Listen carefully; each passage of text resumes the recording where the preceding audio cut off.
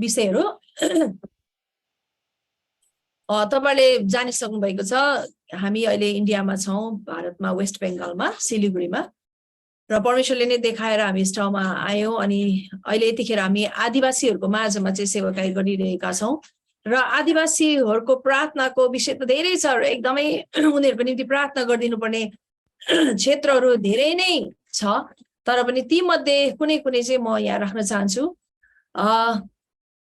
उहाँहरूको living standard उहाँहरूको जिउने स्तर चाहिँ अति नै लो एकदमै तल छ उहाँहरू धेरै नै उक्लिनु पर्ने अति नै आवश्यक छ त्यसको निम्ति पनि हामी प्रार्थना गरिदियौं र उनीहरूको धेरै बानी चाहिँ के छ भन्दाखेरि हामी नेपालीहरूको जुन चाहिँ भनौं एक प्रकारले मतवालीहरू भन्छौं नि हैन तर त्यो शब्द सही हो या हैन तर पनि हामी नेपालीमा युज गर्छौं जस्तै कि अब उहाँहरूको चाहिँ एउटा जन्मबाट नै पाएको रक्सी जाडपानी चाहिँ भनेर नेपालीमा भनिन्छ तर पनि त्यो भन्दा पनि एकदमै डरलाग्दो उहाँहरूको रक्सी जाडपानी चाहिँ को चलन चल्ती छ एकदम बिहान 5 बजेबाट नै उठेर उहाँहरू सुरु भइहाल्छ अनि हो त्यसले गर्दा उहाँहरूको जीवन स्तर एकदमै नाजुक र धेरै दिदीबहिनीहरू चाहिँ एकदमै जवान अवस्थामा नै उहाँहरू चाहिँ बिधुवी भएको चाहिँ हामीले भेटाएको छौं एउटा यस्तो गाउँ पनि छ जहाँ चाहिँ 100 जना सानो गाउँ छ 100 जना दिदीबहिनीहरू चाहिँ विवाहित दिदीबहिनीहरू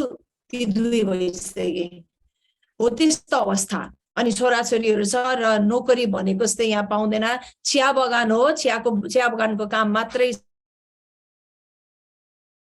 छ र उहाँहरूको एजुकेशनल सिस्टम पनि यहाँ छैन उनीहरूको लेखाइ पढाइको निम्ति पनि हामी उनीहरूको निम्ति प्रार्थना गरिदियौं र त्यो विधुवीहरूको निम्ति हामी प्रार्थना गरिदियौं भनी म चाहन्छु र त्यो भन्दा यो सबै अवस्थाहरू हुनुको कारण चाहिँ अवश्य पनि उनीहरूले येशू ख्रीष्टलाई नचिनेको हुनाले गर्दाखेरि हो हामी त्यसैको निम्ति यस ठाउँमा छौं प्रार्थना गरिदिनुहोस् ताकि हामीले यहाँहरूलाई एकदमै सुसमाचार सुनाएर उहाँहरू चाहिँ उहाँहरूलाई हामीले सुसमाचार सुनाउन सकौं र उनीहरूले त्यो कुरा विश्वास गरेर उनीहरू प्रभुमा आउन सकुन् भनेर चाहिँ प्रार्थना गरिदिनु होला र हामी यस ठाउँमा आएको अर्को कारण चाहिँ हामीले यहाँ एउटा बाइबल ट्रेनिङ एउटा बाइबल स्कुल चाहिँ हैन लामो स्कुल हैन तर एउटा ट्रेनिङ छोटो ट्रेनिङहरू हामी लिएर आउँदै ट्रेनिङ दिँदै पठाउँदै लिएर आउँदै ट्रेनिङ दिँदै पठाउँदै एउटै ठाउँमा राखेर वर्ष राख्ने चाहिँ हैन तर सर्ट टर्म ट्रेनिङ दिँदै पठाउनुको निम्ति हामी यस ठाउँमा आएको छौं र यहाँ कन्स्ट्रक्सन पनि भइरहेको छ हल कन्स्ट्रक्ट हुनु अति अहिले अझै बाँकी नै छ र त्यसको निम्ति पनि तपाईले प्रार्थना गरिदिनुहोस् हल चाहिँ हामीले बनाउन सकेकौं फाइनान्शियली होस् र यहाँ एउटा म्यानुअल सपोर्ट किन नहोस् त्यो हामीलाई मिलेको होस् भनेर चाहिँ तपाईहरुको प्रार्थना कति आवश्यक छ त्यसको निम्ति पनि प्रार्थना गरिदिनु होला भनी म तपाईहरुको माझमा राख्न चाहन्छु र साथै सँगसँगै हामीले नेपालको सेवाकाई पनि हाम्रो अहिले छोरी र ज्वाइँको हातमा हामीले एउटा प्रकारले सुम्पेर हामी आएको छौं उहाँले हेरिरहनु भएको छ उहाँहरुको निम्ति पनि कृपया प्रार्थना गरिदिनु होला किनकि त्यहाँ पनि सेवाकाई भइरहेको छ र त्यहाँको निम्ति पनि प्रार्थना कति आवश्यक छ त्यहाँको सेवाकाई बढिरहेको छ त्यहाँको सेवाकाईको निम्ति पनि प्रार्थना गरिदिनु होला भनी म भन्न चाहन्छु र अर्को विषय चाहिँ के छ भन्दाखेरि हामी यस ठाउँमा अब हुनु त हो हामी इन्डियामै जन्म्यौं हुर्क्यौं तर अर्को ठाउँमा जन्मेर हुर्केको नागाल्यान्ड भन्ने ठाउँमा र यो ठाउँमा चाहिँ वेस्ट बेंगलमा चाहिँ हामी अहिले पहिलो चोटि नै आएर बसेका छौं त्यसकारण यहाँ धेरैलाई चिन्नु अझै बाँकी नै छ यहाँको पास्टर्स लिडर्सहरूलाई हामीले कोअर्डिनेट गरेर हामी काम गर्न सकौं उनीहरुको संलग्नतामा हामी काम गर्न सकौं त्यसको निम्ति पनि मानिसहरू चाहिँ हाम्रो भनौं न सम्बन्धमा चाहिँ परमेश्वरले लिएर आइदिनु भनेर चाहिँ तपाईहरुले त्यसको निम्ति पनि प्रार्थना गरिदिनु होला भनेर चाहिँ यो रिक्वेस्टहरु चाहिँ म राख्न चाहन्छु यतिखेर अनि यो भन्दा बाहेक चाहिँ अब यसैमा नै सबै कुरा मिसिएको छ हुन्छ धेरै धन्यवाद गुरुआमालाई आउनुस् हामी सबैजना मिलेर प्रार्थना गरौं जतिवटा विषय यहाँले बाँड्नु भयो तपाई हामी सबैजनाले एकछिन अनम्युट गरेर उहाँहरुको विषयमा उठान गरौं उहाँहरु एकदमै आवश्यक जग्गामा गएर चाहिँ सेवाकाईमा फेरि जुट्नु भएको छ यो एकदमै ठूलो एकदमै गुड न्यूज हो र एकदमै हामीलाई यो कुराले धेरै उत्साहित बनाइरहेछ किनकि त्यहाँनिर चाहिँ मेसेन्जरहरू सेवकहरू र एम्बेसडरहरू त्यहाँनिर जानु एकदमै काँचो थियो र हामी सबैजना मिलेर प्रार्थना गर्नेछौं तपाई हाम्रो सबैजनाको आफ्नो आफ्नो अनम्युट गरौं हजुर, आउनुहोस् हामी सबैजना मिलेर प्रार्थना गर्नेछौँ र अन्तिममा हामीलाई दानियल गुरुबाले आमेन गर्दै हुनेछ। प्रभु हामी तपाईँ परमेश्वरलाई धन्यवाद चढाउँदछौँ। सर्वोच्च परमेश्वर पिता, वेस्ट बेङ्गाललाई तपाईँको हातमा पिता हामी राख्दछौँ। तपाईलाई हामीले धन्यवाद सुन्यौँ दिँदछौँ वचनको परमेश्वर लागि बुवा, प्रभु तपाईँ त्यहाँ जीवन धेरै दिनुहुन्छ आदिवासीहरू त्यहाँका हामी मानिसहरू तपाईँलाई धन्यवाद हजुरआमा दिँदछौँ जहाँ देश र प्रभु उनीहरू एडिक्ट भएको कारणले गर्दा तपाईँलाई धन्यवाद आज दिँदछौँ उनीहरूले समय जुन प्रभु आफ्नो जीवन प्रभुको लागि प्रभु सेवाले अल्पाइमै वचनहरू बिताइराखेका छन्। प्राप्त र धेरै दिदीबहिनीहरू त्यहाँ सर्वोच्च परमेश्वर पिता, धेरै दिदीबहिनीहरू त्यहाँनिर विधवा तपाईँको भइरहेका छन्। वचनमा यसो परमेश्वर पिता, औ प्रभु पुरा त्यो खसेर त्यहाँनिर जाने अर्ली भूमिबाट म्यारेजेसहरू जति छन् प्रभु, हामी तपाईँ यहाँ जे उनीहरूको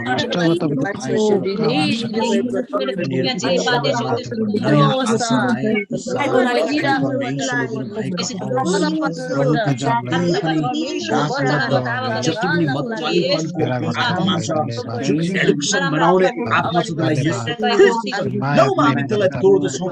यसो ख्रीष्टको नाउँमा त्यसको सबै बेरियरलाई हामी भत्काउँदछौँ।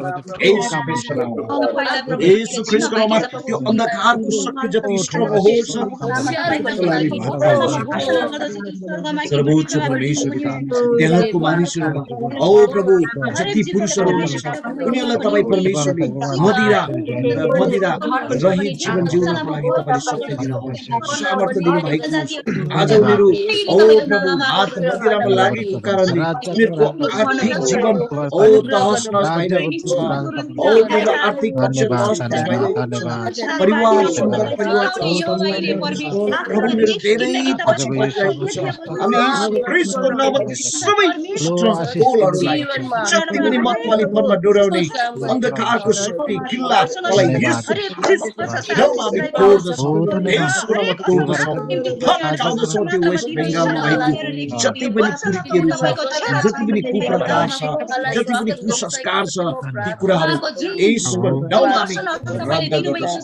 त्यहाँका मानिसहरू, त्यहाँका जनता, प्रभु त्यहाँका गाउँलेहरू परिष्कृत हुन सकेका औ सर्वोच्च परमेश्वर पिता, सर्वोच्च परमेश्वर सबै प्रकारको यो मद्यपानबाट उनीहरू अलग रहन सकेका हुन्।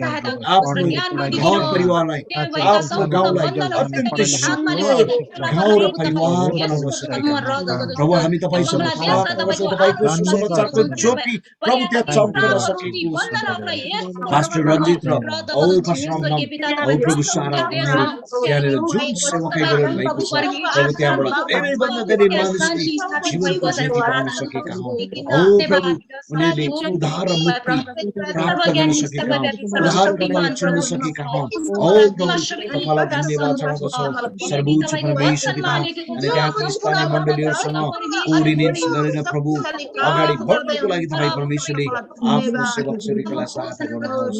हामी तपाईँसँग प्रार्थना गर्दछौँ सर्वोच्च उहाँले छोडी छोडी आउनुभएको जुन काठमाडौँको सेवकाई हो प्रभु लिभिङ चर्च, त्यहाँ छोरी जोइ जति टिमहरू हुनुहुन्छ सबैलाई अनुग्रह तपाईँ परमेश्वरले दिनुभएको छ। सर्वोच्च परमेश्वर पिता, प्रभु हामी तपाईँसँग तपाईँसँग निवेदन गर्दछौँ। Thank you lord. सर्वोच्च परमेश्वर अझ शक्तिशाली रूपमा उहाँलाई चलाउनुहोस्।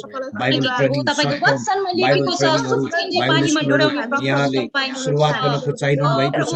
त्यहाँनिर चाहिने सबै स्रोतहरू अनि कन्स्ट्रक्सनहरूमा चाहिने स्रोत साधनहरू तपाईँको अनुग्रहको धन तपाईँले घटाइदिनु भएको होस्।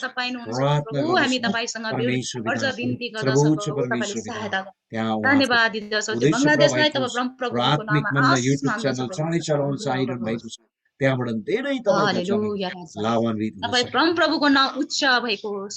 उहाँहरूको जीवनद्वारा तपाईँकै महिमा मानिसहरूले देखुन्। प्रभु तपाईँले आशिष दिनुहोस्। महान परमेश्वर, हामी तपाईँको चरणमा आउँछौँ। धन्यवाद छ यो मौकाका लागि, यो अवसरको लागि। प्रभु हाम्रो पास्टर रञ्जित गुरुबा अनि सारा गुरुआमासँग यसरी भेटघाट गर्ने मौका पायौँ। उहाँको गवाई हामीले सुन्ने मौका पायौँ। वचनबाट प्रभु एउटा करेज, साहस पायौँ। अनि तपाईँ परमेश्वरले उहाँको जीवनमा गर्नुभएको कार्यलाई देखेर हामी आज आशिषित हुने मौका पाएका छौँ। तपाईँ परमेश्वरलाई धन्यवाद दिन्छौँ अनि विशेष गरेर प्रार्थना गर्छौँ। उहाँको प्रार्थनाको विषयहरू उहाँले जुन प्रभु आफ्नो देश छोडेर त्यहाँ गएर प्रभु त्यहाँ आवश्यकता तपाईँले देखाउनु भयो त्यो ठाउँमा, अनि पश्चिम बङ्गालमा प्रभु, अनि त्यहाँ प्रभु आदिवासीहरूको बिचमा त्यो काम गर्न सजिलो छैन। ती जातिहरू प्रभु हराइरहेका छन्, संसारमा हरेक कुरामा पिछडिएका छन्, शिक्षाको क्षेत्रमा होला, आर्थिक क्षेत्रमा होला अनि प्रभु जनचेतनाको क्षेत्रमा होला उनीहरू धेरै पछि छन्। अनि त्यहाँ सबै ठाउँमा हामीले थाहा छ परमेश्वर नागाल्यान्ड पनि एकपल्ट त्यस्तै ठाउँ थियो जब प्रभु त्यहाँ मानिसहरू असभ्य थिए भनेर हामीले सुनेका छौँ। जब त्यहाँ येशू ख्रीष्टको सन्देश त्यहाँ पुग्यो अनि नागाल्यान्ड परिवर्तन भयो। यस्ता धेरै उदाहरणहरू छन्। अनि त्यहाँ पनि प्रभु जहाँ उहाँहरू रहनु भएको छ त्यहाँ पनि सुसमाचार पुगेको छ। अब ती जातिहरू तपाईँले एउटा समाज, एउटा व्यक्ति अनि परिवार र समाज अनि राष्ट्रलाई नै बदल्न सक्ने परमेश्वर हुनुहुन्छ। यी आदिवासी जातिहरूलाई तपाईँ परिवर्तन गर्नुहोस् भनेर हामी प्रार्थना गर्छौँ।